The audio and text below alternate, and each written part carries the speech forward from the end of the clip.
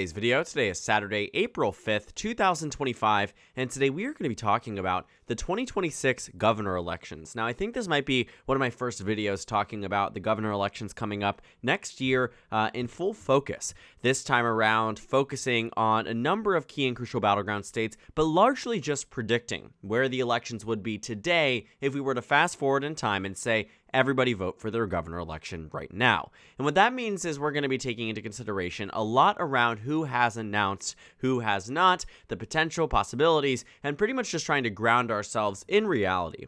What we generally do here on LTE is we take publicly expressed interest. It's a column in Wikipedia that does their own and sort of investigating to see, is Keisha Lance Bottoms running in Georgia? Is Larry Hogan running in Maryland? And sorts through a bunch of different media interviews, seeing if these candidates themselves have indicated as such that they might want to run for X type of office. And so for the governor elections here, we're going to take those as pretty much a practical expectation that they're going to be running, especially those who have announced exploratory committees or are planning to announce exploratory committees, very publicly stating so. I think all around what I'm interested, though, is what the composition looks like. Now, this is dependent on what happens in 2025. Virginia and New Jersey have governor elections up. We know that. And what I know is that Democrats are more than likely going to win both of them. With that being said, I'm interested to see what actually breaks down in these individual races that are going to be competitive. Now, the thing that I really love about governor elections, that I really like about covering them too, is that they aren't beholden necessarily to how they vote on the presidential level. What you might notice is, as I characterize a lot of the safe states, a lot of these you could have predicted. Without me telling you who was running in each individual state. But there are a lot of states that you might be shocked to see aren't automatically safe states for either political party, and that really does matter. You see, what we know in these states, what we can expect to see in many of them, is that a lot of these incumbents want to run for re-election. But as is the case with presidential elections, unlike any congressional races, there are term limits for governors. There are a lot of retiring incumbents, over 10 across the United States, which makes these races interesting. If you were to look at the 2024 presidential election results too, like I said, because they aren't always beholden to how they vote on the national popular vote or how they vote in a statewide race for president, Vermont is a great example, a state that in 2024 voted for Kamala Harris by roughly 31%. Now, standard, convention would say that Vermont currently has a Democratic governor. That's what it would assume based on these presidential election results. But would you be shocked to know, if you aren't someone who closely follows these things, that seeing Vermont in 2024 elected a Republican governor by a margin of 73 to 22? Yes, you heard that correctly, by over 50 points. It's fascinating, but it's the way that many of these states go. It's the way that many of these states vote. And that means that elections like these end up being far more ideologically diverse and competitive than you otherwise might think. Now, Maryland is my home state. I'm going to give it a bit of a shout out just briefly. I expect there to be a Larry Hogan-Westmore matchup sometime in the coming months. I think we're going to see an announcement from Larry Hogan, but he hasn't given any indication to the press that he's going to be running. So I'm not going to, speculate based on my own internal knowledge here, even though I'm going to tell you I think they're going to run against each other. I'm not going to keep that in my consideration right now because it actually might not happen. That's just what my, burning itch in my head says, but I actually don't have any evidence to back that up. So I'm not going to give you that. First is Keisha Lance Bottoms in Georgia, publicly expressing interest, forming an exploratory committee. She's the former mayor of Atlanta, would stand to reason that she would do well in a Democratic primary. We'll see what happens there, but we have to take her into consideration. But Maryland, just a unique note there, but it'll be interesting. Right, looking at Maryland in the coming months. But what's more interesting, I think, arguably, is many of these states that are going to be pretty solid for both political parties. Idaho, Wyoming, South Dakota, Nebraska, and I included an additional column here on races to watch because I do think that 2026 will have some surprises. Without a doubt, there will be some surprises, and there will be surprises because Democrats are likely to do as well as they did in 2018 based on the current trajectory of this administration, and I think that really did make a lot more races competitive. It's what gave us Laura Kelly in Kansas, despite nobody expecting Kansas to be one of the closer states, in fact, a Democratic state this time around. Very interesting, but definitely worth considering. And many of these states, though, I will say, Democrats were able to fight for in 2018. They will not be able to fight for in 2026. Florida is a good example. It was actually decided by a margin of less than half a percentage point. Well, guess what? This time around, it's easily going to the GOP. By easily, it's going to be decided by a margin of probably maybe 15 points, probably less, actually. I'll take it out of the safe column just because I know Trump didn't even win it by a safe margin, but it's absolutely a Republican state. No doubt in my mind it goes that direction. Right now, Democrats don't really seem to have any direction in Texas. I think Greg Abbott will stand to be in a more competitive race, so let me pull it back from the safe column. Probably should have thought of that before I characterized it as such, but it'll just be marginally closer. If anything, it's going to be pretty solid for the GOP. Looking at popularity, though, Kim Reynolds is eligible to run again in Iowa. I understand the national circumstances are going to be very different. Equally, too, if governors are popular, chances are they're going to do quite well. That's why Phil Scott won by 51 on the same ballot that Kamala Harris won by 31. These things matter because the way that people view you and the way that people treat you and the way that people interact with you on a local and more statewide basis is what matters in governor elections, not national politics, not the national identity. If you're a good governor, you're going to be reelected in more often than not. You can see that, too, in 2023 when a state like Kentucky voted for Andy Beshear by a likely margin despite Donald Trump just a year later winning the state by over 30 points. Absolutely. So, looking at what's left here, we have about 16 total quote-unquote toss-up races.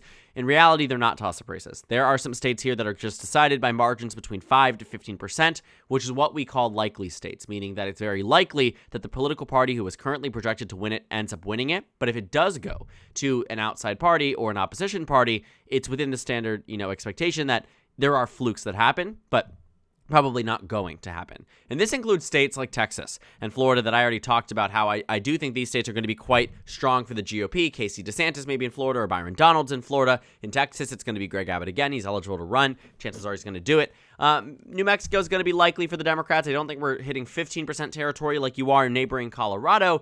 I think Republicans are going to have an interesting race there that might shake up with Mary Peltola in Alaska. Now, right now, the lieutenant governor could be in a very competitive race with Peltola. I don't have any substantive, final ranked choice voting tabulation numbers in Alaska. But Alaska right now is going to be an interesting state if Mary Peltola decides to run because I think it automatically narrows the race. At baseline, though, we're starting it off as a likely Republican state. Republicans also are going to have some other states that they're going to be in an okay position in. Now, no more likely states, but Democrats have their fair share. They have Minnesota.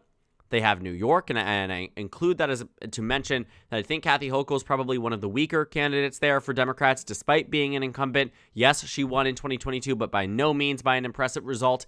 I think New York is going to be closer than I think Democrats would have hoped for. Might have some down-ballot ramifications for the House races that are going to be competitive in New York. I will say, though, Democrats have an opportunity to replace Kathy Hochul, given her level of unpopularity. I don't know if it's going to happen, based on what I'm seeing in some of these early primary numbers. But New York right now goes to the Democratic Party.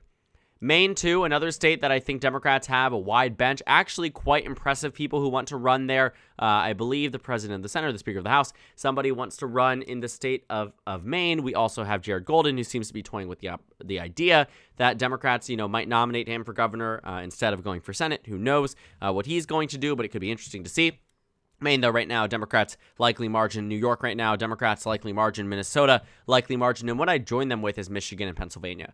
I know that might be a bit of a hot take after the last election, but I want to remind you where we were in 2018. Same thing happened. Even in 2022, likely margins as well, and I think the same can be expected this time around. Although Whitmer won't be up, it'll probably be Jocelyn Lynn Benson or somebody to her caliber. Going to be a strong candidate. I don't think the Republican Party on the statewide level in Michigan is far too impressive. I think they were carried very much across the finish line by Donald Trump in 2024. Pennsylvania in specific, too. Not many stellar Republicans who want or could run. Josh Shapiro is a popular incumbent. He did very well in 2022. At baseline, he's winning by more than 5. So 15 on the Democratic side, 14 on the Republican side. That leaves us with Ohio, Georgia, Wisconsin, New Hampshire, Kansas, Arizona, and Nevada. Sounds like a presidential election. Well, it's not. The one thing that's going to be interesting is Kansas and Ohio, 2 states that Trump won by double digits, roughly by the same amount. Now, it sounds crazy to say if you've been watching politics since 2018, but you'll see here that in 2024, Ohio went to Trump by 11, Kansas went to Trump by 16. So actually a little bit more on the side of Kansas, but I do think they're going to share a characterization. And that characterization right now is lean Republican. Now, I think if Sherrod Brown runs for governor in Ohio, which I'm willing to bet that he will, if he runs for governor in Ohio, I do think that race narrows up even more. Vivek Ramaswamy, is running for governor there. He's nearly guaranteed to win that Republican nomination, but I think he's the weakest Republican in the state, and if there ever was a time for Democrats to win statewide in Ohio, it would be with Sherrod Brown, who on a more localized basis is much more trusted than he was on the Senate basis. I think there were a lot of voters out there that approved of the job that Sherrod Brown was doing. They loved his constituent services. They thought he was a great senator. They just didn't like that he was voting blue. They didn't like that it was in opposition to the agenda of Donald Trump. But on a more localized level, it's a much easier argument to say, hey, I'm not in D.C., I'm not taking power away from the party that you believe in nationally, but on a statewide and local level, I can do better than Vivek Ramaswamy. I can do better than him in the state of Ohio. So it'll be interesting to see if he can make that case compelling. As of now, though, without him, I still think he underperforms Trump by quite a significant amount. I think also based on the turnout metrics we've seen in Florida, Wisconsin, Pennsylvania, Virginia, etc., we can expect Democrats to just have an outsized overperformance in a state like Ohio with an underperforming Republican. In Kansas, though, I think we are going to see a flip here from blue to red. The lieutenant governor might run, could be a closer race. I think Laura Kelly had a unique case where she was very well liked. Had a lot of funding, but also, too, Chris Kobach was just a uniquely weak nominee. Then Laura Kelly took her 4 years to do quite well for herself in the governorship, became popular, became well-respected, ended up winning the state in 22 against all odds, but was boosted largely by the abortion referendum that had taken place 3 months prior. So Kansas right now, I think a bit tricky for Democrats to see a perfect storm and perfect combination of things happening again for them to win, but never underestimate the Republican Party's ability to lose. A very easy race for them to win. Kansas right now, though, I do think Republicans hold the upper hand.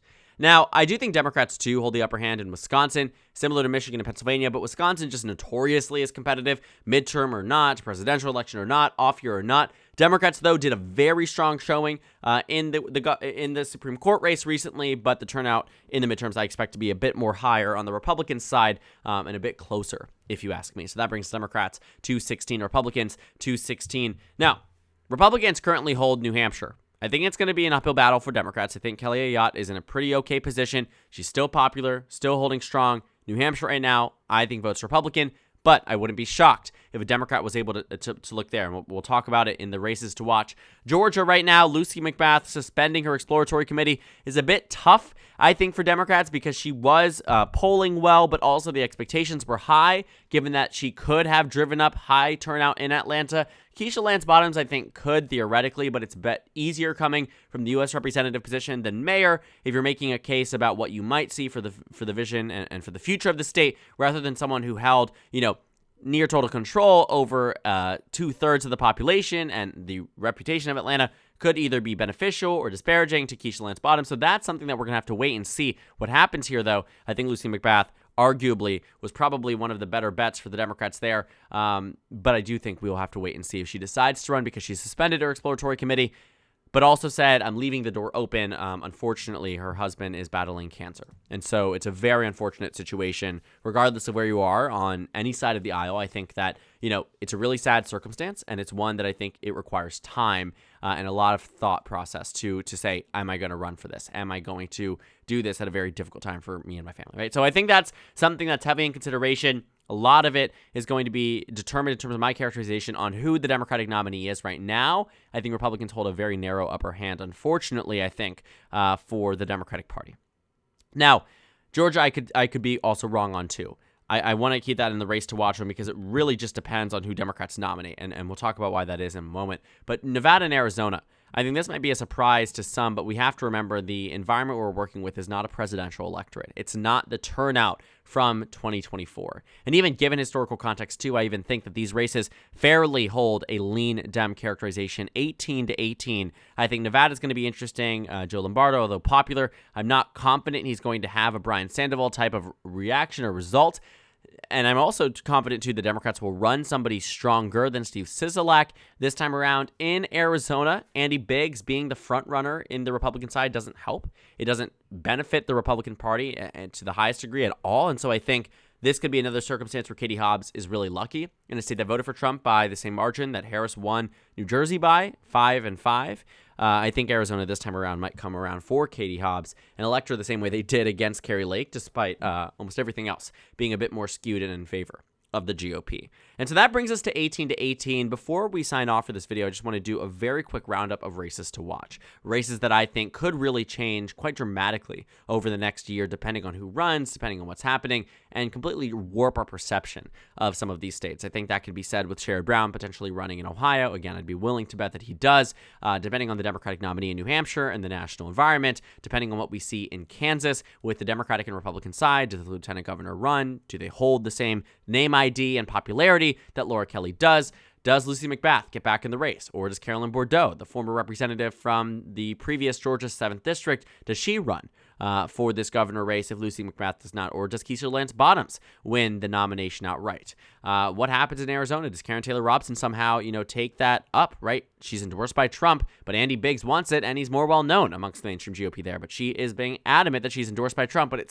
simply is not turning out the way she wants. New York is going to be interesting to watch. Does Antonio Delgado, the lieutenant governor, primary Kathy Hochul? Does he benefit Democrats by primarying her? Does he hurt them, or vice versa? Does Kathy Hochul hurt Democrats or benefit Democrats too?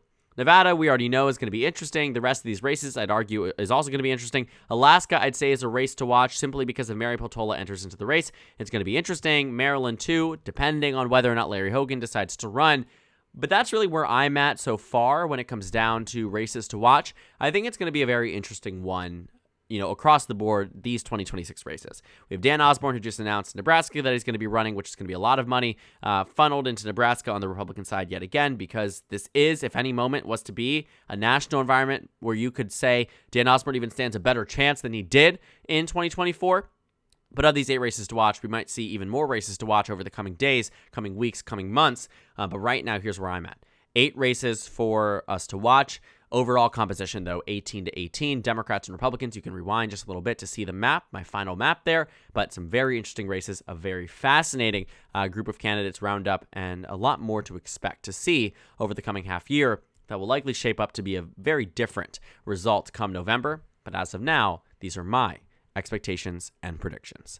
So thank you guys so much for watching this video. Make sure to comment down suggestions below. Subscribe on the left if you haven't already, and check out the Instagram and Twitter. At the bottom left of the screen, there's also a Discord server for you to go ahead and join. On the screen, there's a video you can watch, and then a playlist for my 2026 governor election analysis videos. Again, thank you guys so much for watching, and I will see you all tomorrow.